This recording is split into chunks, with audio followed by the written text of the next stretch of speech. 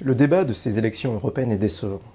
Certes, l'actualité est marquée par des événements comme le Brexit, qui a son actualité, ce rebondissement médiatique et politique, mais au fond, on ne parle pas des vrais sujets qui sont devant nous pour les 5 prochaines années. Ces vrais sujets sont des tendances, des divergences continues au sein de la zone euro, entre l'Europe du Nord et l'Europe du Sud, entre la France et l'Italie.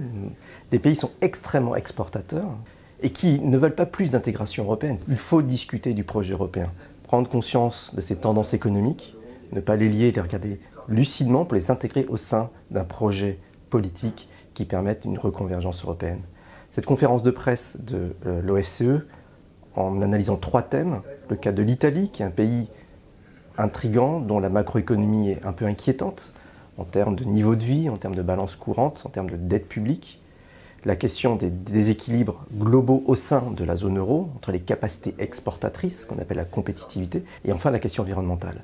Ces 3 enjeux sont les enjeux clés d'une soutenabilité européenne, un projet européen, et à terme, comme le disent de nombreux économistes, la survie de la zone euro.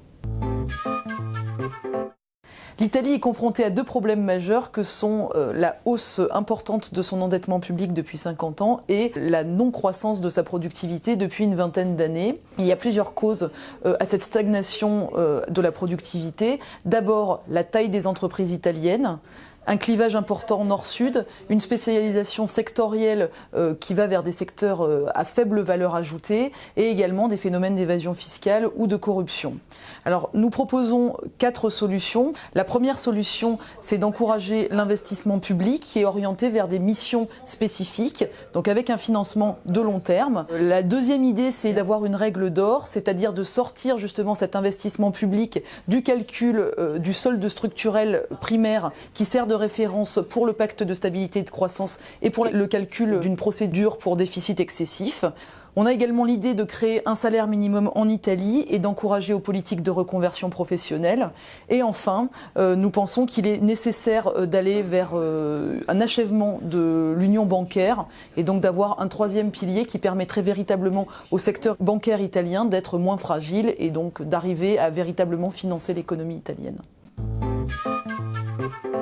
Alors nous nous sommes intéressés au déséquilibre interne à la zone euro, c'est-à-dire les désajustements nominaux entre les pays, et ce qu'on montre à partir d'un modèle développé à l'OFCE, c'est qu'on a eu une certaine forme de convergence depuis la crise des dettes souveraines, mais qu'il reste des déséquilibres internes à la zone euro, c'est-à-dire qu'il y a des pays qui sont trop compétitifs par rapport à d'autres, notamment l'Allemagne et les Pays-Bas, et que c'est l'ajustement qui a eu lieu, il a été asymétrique, c'est-à-dire qu'on a l'Allemagne et les Pays-Bas qui ont continué à accumuler de plus en plus d'excédents courants, et que ça pose maintenant un problème à la zone euro qui est excédentaire vis-à-vis du reste du monde, et ça crée un risque d'appréciation de l'euro de l'ordre de 20%, et donc cette appréciation-là, elle rendrait encore plus difficile l'ajustement nominal pour d'autres pays qui doivent gagner en compétitivité par rapport à leurs partenaires de la zone euro. Verdir le semestre européen, c'est une proposition qu'on ferait pour pouvoir accroître le poids de la question climatique dans les politiques européennes. On a construit un indicateur de dette climatique où, à partir du budget carbone, la quantité de carbone que chaque pays peut encore émettre dans le cadre du respect des engagements climatiques, et en donnant une valeur à ce budget carbone, on arrive à construire un indicateur de dette climatique. D'abord, il nous donne un ordre de grandeur de l'effort à accomplir.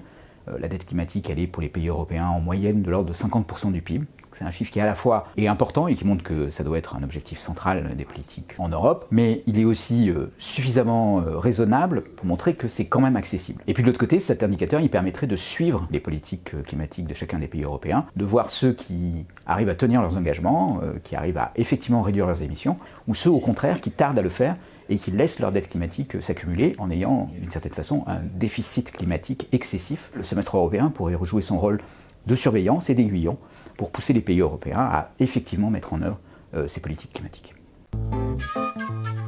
Sciences Po.